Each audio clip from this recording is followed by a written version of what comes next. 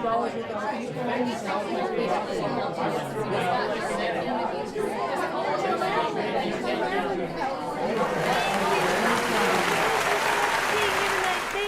Oh my gosh. Seeing all of you guys, my fellow Americans, thank you so much for being here today, for supporting me. It seems like in this world of media and entertainment and constant stimulus, there's so much competition more than ever to try and get your voice heard. And so I want to thank you for hearing my voice. It makes me think that I do have something important to say, that I have something of value, that I'm speaking truth that you want to hear. And I do have something important and big to say. In fact, I will be running for U.S. President. Yeah.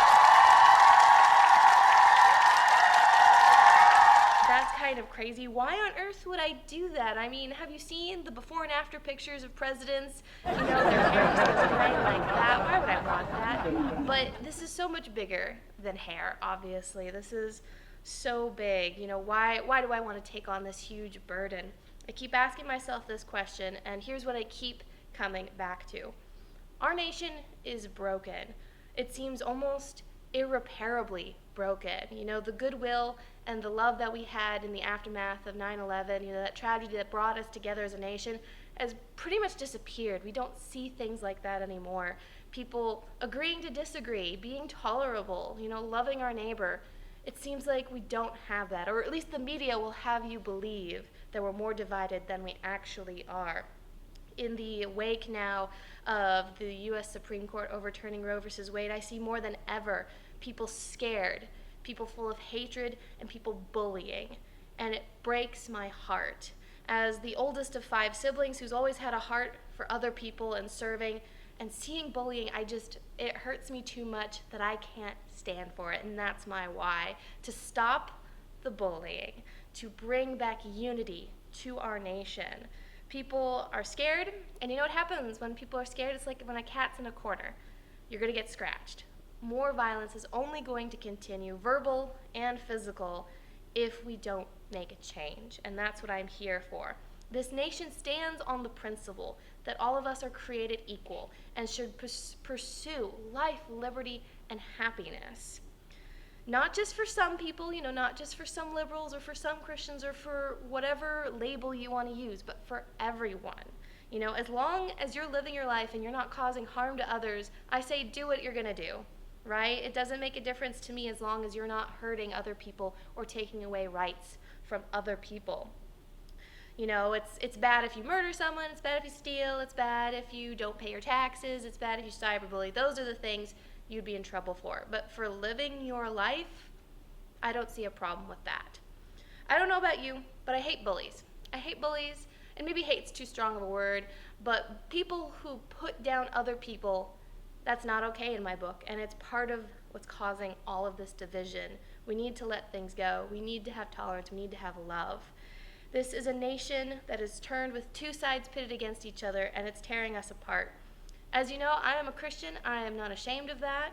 But as a Christian, as a follower of Jesus, that means that I need to love my neighbor, have that tolerance for one another. And it doesn't mean tolerance of injustice. By no means. Injustice will not be tolerated in the United States of America. As president, I would ensure that both the lives of the unborn and the lives of the mothers are protected.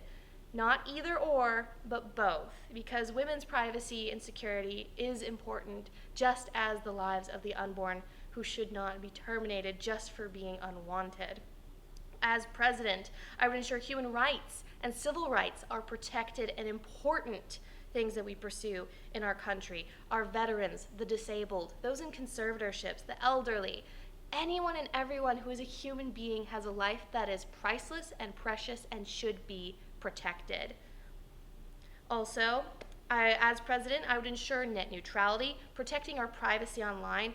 America, we need to be very protective of our privacy. That's really important, especially to a free democracy and a free nation, and that is very important to me. As well as holding giant corporations accountable, making sure they pay their taxes, and making sure you are not paying too many taxes that are an awful burden on you, the average American citizen. As president, Because every life is precious and we all deserve to pursue happiness, I would try to make sure we have national health care, because it's ridiculous that someone should go bankrupt because of things they can't control, like getting cancer. It is really not the pursuit of happiness and life and liberty if we allow that to continue. Unity, love, freedom, these are American values, but it seems to be over the past decade or so, these things have been twisted.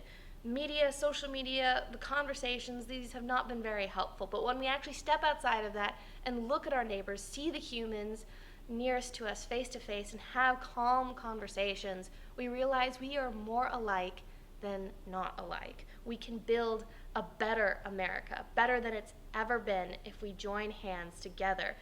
So, please join me in the restoration of these neighborhoods. Join me in building back America. Join me in making a real difference in this dark world. Let's love each other. Let's have every American pursue life, liberty, and the pursuit of happiness. Thank you.